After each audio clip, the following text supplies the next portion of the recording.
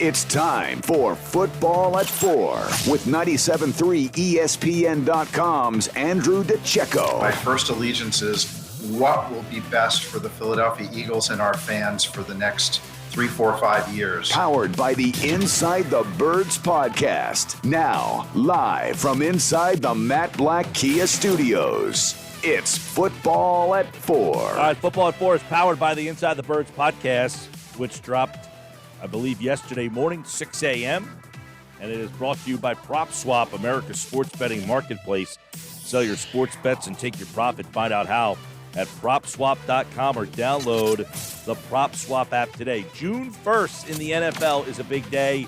We'll tell you why. Andrew DiCecco is here to discuss some Eagles, some NFL, as June 1st is a big day in the NFL because a lot of cap space is now available. You'll see some roster moves, and you could see another wave of signings and some trades now go down. What does that mean for guys like Zach Ertz, Julio Jones, and more, as we bring Andrew DiCecco in for today's edition of Football at 4 on the Boardwalk Honda Hotline. What's going on, Andrew?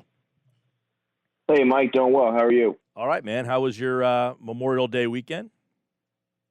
Oh, yeah, like I was telling Josh, it was all right. It was pretty enjoyable, but, I mean, it's typical weather, Northeast weather for this time of year was kind of weird. Yeah. But, it is what it is. Yeah, a lot of rain, a lot of arc. I got a boat, a big old arc sitting in my backyard, it feels like still. It was just kind of rainy and crappy out there. But it was nice to get a couple days away. But now we're right back into it. And June 1st in the NFL is kind of a big day for the people out there. And it's a day that the Eagles might have some impact because they had some guys post June 1st, Alshon Jeffrey, Malik Jackson. So some contract salaries are now off the book. So, Andrew, this might be the time where we start to see some things heat up in the trade market. Yeah, well, in regards to Malik Jackson and Alshon Jeffrey, the Eagles get $4 million, $2 million apiece for that.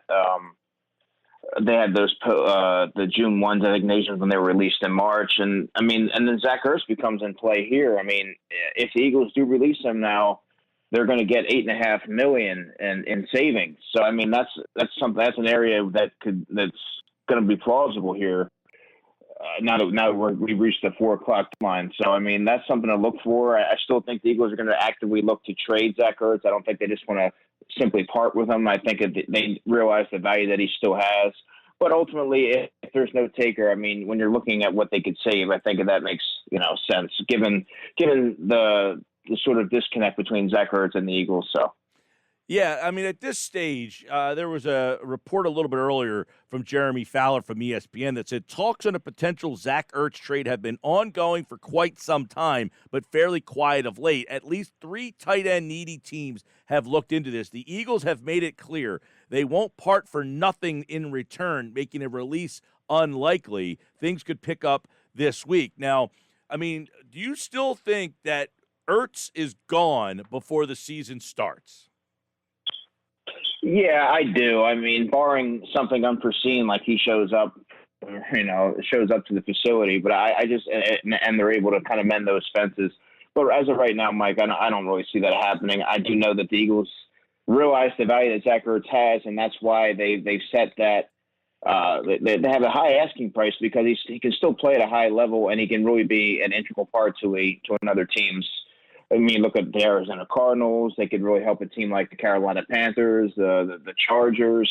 There's a lot of teams that he would step right in and immediately lift that offense. And the Eagles realize that. He still has, a number of good years left, so they don't just want to cut him loose. They want to get something in return for sure. Right. Now, Andrew, trading or cutting Zach Ertz would save them $8.5 million with $4.2 million in dead money, as opposed to just under $5 million in savings against $7.8 million in dead money. So they can, cut Zach Ertz now and get a little relief, and then I guess they could be a player in the trade market for a guy like Julio Jones. I mean, is that something that you think the team would explore? There has been some reports that they have made calls to the Falcons. Well, you have to remember that with the $4 million from Malik Jackson and Alshon Jeffrey and the $8.5 million that they would get from cutting Zach Ertz, I would have to think at least $4 million of that is going to have to go to signing the draft picks. And I don't know. And then, so you're going to have a little bit of wiggle room. I still don't think that they're going to have enough to, kind of reel in Julio Jones, though.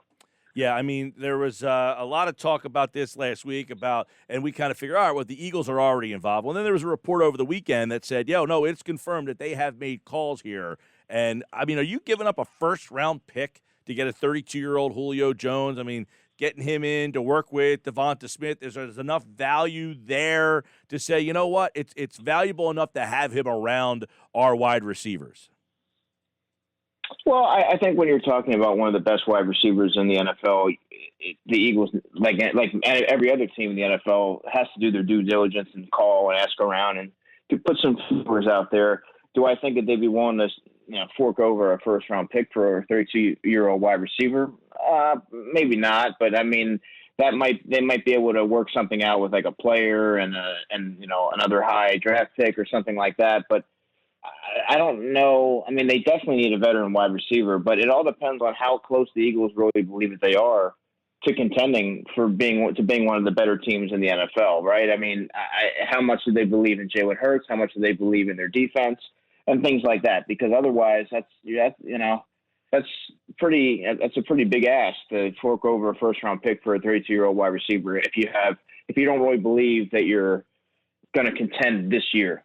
I guess, Andrew, the message, if they did something like that, is we think we can contend, right? I mean, isn't that the message that you're basically portraying if you make a trade for Julio Jones? Oh, absolutely. I mean, that's the only reason why you do that is if you believe you're going to be one of those top teams at the end there, and you have faith in the way the roster is built and the coaches that are in place. I mean, that would be certainly an aggressive move on the Eagles' part, but I mean.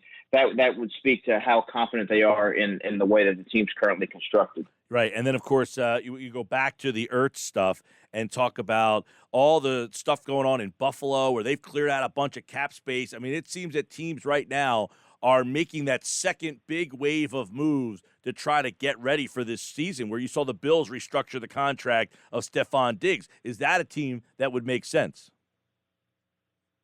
Yeah, the Buffalo Bills would be right at the top of the list for me. Like I said, the Arizona Cardinals, I think, the Panthers, the Chargers, even though they got Jared Cook. I think that adding those two tight ends to go with Justin Herbert and some of the pieces that they have on offense would be a really just an explosive offense.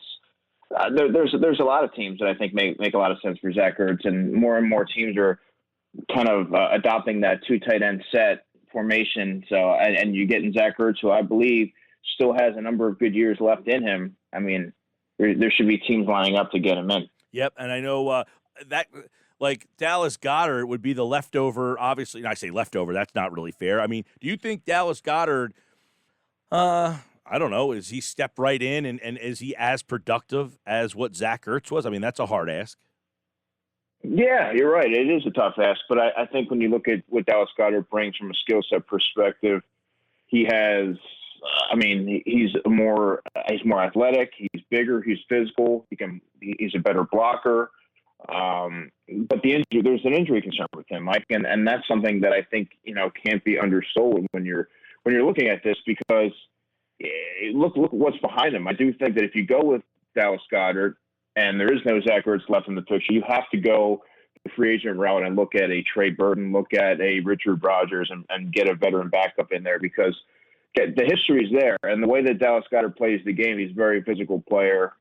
I mean, you have to protect your asset, and you have to get a veteran in there that can step in if need be for a game or two. Yeah, I know that Goddard had that big game one last year, the first game of the year against Washington, and then he got himself hurt, and then Ertz got hurt, and I don't feel like those two guys were ever really, themselves last year. But I'm interested to see what Goddard is as the number one tight end here. The problem would be behind them. They don't have a whole heck of a lot behind Goddard at this point.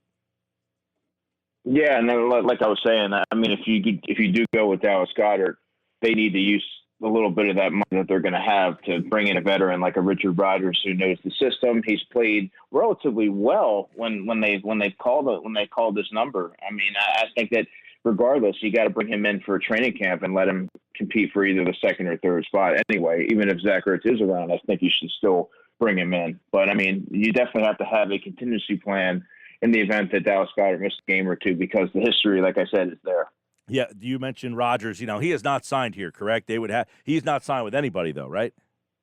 He's still out there, yeah. Right. So you wonder if they got a little, hey, if once we do something with Ertz, hang in there, we'll get there, or something like that, because as you just kind of mentioned, that room is not overflowing with a lot of tight end options in there. But we'll see. I think this Ertz thing, I don't know. I mean, could something happen this week? Well, we'll find out. I mean, this is if there was something to happen, you would think it would be something around this week, with now all the teams kind of reshuffling the deck here.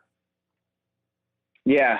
I mean, this week would be what I would look for. I mean, you're going to see a lot of roster shuffling going on in the coming days, so that's something to keep an eye on. Then things become interesting should it linger into the next week. Absolutely. Now, is there any part of you that would say, just keep him? I mean, see what this offense looks like with Zach Ertz back here. Yeah, I mean, if I'm the Eagles, I'm keeping Zach Ertz. You have two tight ends that complement each other extremely well. There's a comfort level there with Zach Ertz has had with quarterbacks. I think he'd be a perfect match with Jalen Hurts, who's looking for that safety blanket as a young quarterback. And like I said, there's the injury history there at Dallas Goedert. I mean, while Dallas Goedert's a more explosive player, can give you more after the catch and be a bigger presence in the red zone and so on. I mean, availability is always going to be a concern. So I think before you turn the page, you need to make sure that you can't just give the guy away. I mean, like I said, he can still be productive. Yeah, that's the hard part. You know this business, man.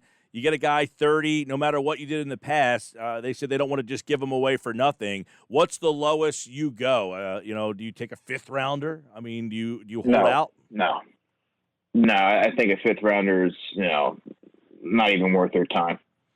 Interesting. All right. You think they're getting I would imagine they're not getting offers better than that, because they probably would have done something by now, no? Yeah, I mean, I would fourth rounder, yeah, but I mean, a fifth rounder, I mean, for a player that's going to be an instant producer for their offense and be that security blanket for their quarterback. I mean, a fifth rounder, that's nothing. That's a day 3 pick. That's a fringe roster player on many teams. Andrew DiCecco, Football at 4, powered by the Inside the Birds podcast. I guess the last kind of thing to kind of look over here is, now that the calendar has turned June 1st, do we anticipate them getting into play for a corner and fixing that other corner spot? Oh, absolutely. You have to. And, Kevon Seymour and Graylin Arnold and Avonte Maddox and Craig James, those guys aren't necessarily guys you want to trot out there for 17 games, a full slate of games as starters. I mean, Zach McPherson is a rookie who they have high hopes for, but again, corner is not like the transition to playing corner at the pro level isn't what it's going to be like playing defensive line for Milton Williams. It's a steeper learning curve, so you don't want to just throw somebody out there and overload them right out of the gate just because there's not a lot of talent there. You know what I mean? I think they need to get a veteran corner in there or an experienced corner that's played a lot of football that has a little bit of upside to complement Darius Slay, because the guys that are there right now are 5s and 4s and 5s, and some of them are even 6. They're practice squad guys. So I think we need to upgrade that. And I think they will. It just might take a little bit of time, possibly here, in the middle of the summer, end of the summer, kind of like what you saw when they got Ronald Darby in 2017. Yep. Real quick, speaking of upgrade, would you call Anthony Harris an upgrade over the safety position last year? No, yeah, absolutely. I mean, is he going to be able to cover some of these more explosive tight ends? No, but I think he gives you a better coverage. He's good run defender. He's a smart player, very technically savvy, and him working in unison with Rodney McLeod, I think, is going to be a vast upgrade over what they had last season. I think he's just a better overall football player than Jalen Mills. I thought Jalen Mills didn't do as bad as what many would lead you to believe last year, but I do think Anthony Harris, we've seen, I think he has better ball skills and things of that nature and more range. So, I mean, I like what they did there. I don't know. Both of those guys, Rodney and Anthony Harris, they're not going to cover a ton of ground. I don't know if they run particularly well, but I mean, you get a couple of veterans there in the middle of the defense kind of patrolling back there. I think that's going to be a good, a good match for Jonathan Gannon back there. Yeah, it's the Mills thing was interesting because he obviously played safety last year for the first time. They used him at corner at times, but I'm really intrigued, Andrew, at what Anthony Harris that you end up getting, because I think a lot of that position, and you could speak to this, is tied to your front four and what kind of pressure they get. I think that translates a lot into how good that particular position ends up playing on Sundays. Right, and they're not asked to do more than they have to. They don't get quite exploited like you saw last season and seasons before.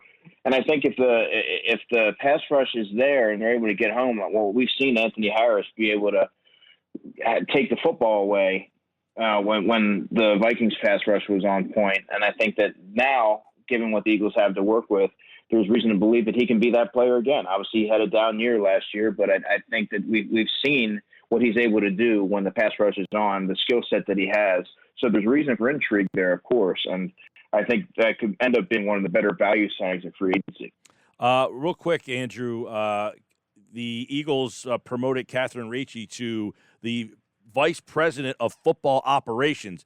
And I've been asked a lot, who is she? What is her role? I know, scouting and the draft is stuff that you are heavily involved into watching. Here's somebody who came from, the Canadian Football League. I think she was in the XFL for a little bit. But at 32 years old, this is a pretty quick rise for her through an NFL organization. Yeah, it is, and it's great. It was a great hire, I thought, and it's nice to see. Obviously, if she's moving that fast through the organization, she has a skill set there that's very intriguing, and they wanted to make sure that she was. They promoted her before. Other teams are going to start to take notice of that as well. So I thought that was very interesting, and it was great to see. All right, Andrew DiCecco, Football 4. For more on the Eagles and the NFL, we will have you covered. We'll start to take a look. Of course, it's going to be 100 days before the NFL season kicks off. We are at the 100-day mark, so it is fast approaching. We will be getting into training camps very shortly here. We'll have plenty of off-season coverage for you. And, of course, check out the Inside the Birds podcast. Mondays and Thursdays is when you can check that out at 6 a.m. with Jeff Mosher, Adam Kaplan, and for more from Andrew DiCecco over at InsideTheBirds.com. All right, Andrew, good stuff, man. All right, man, take care.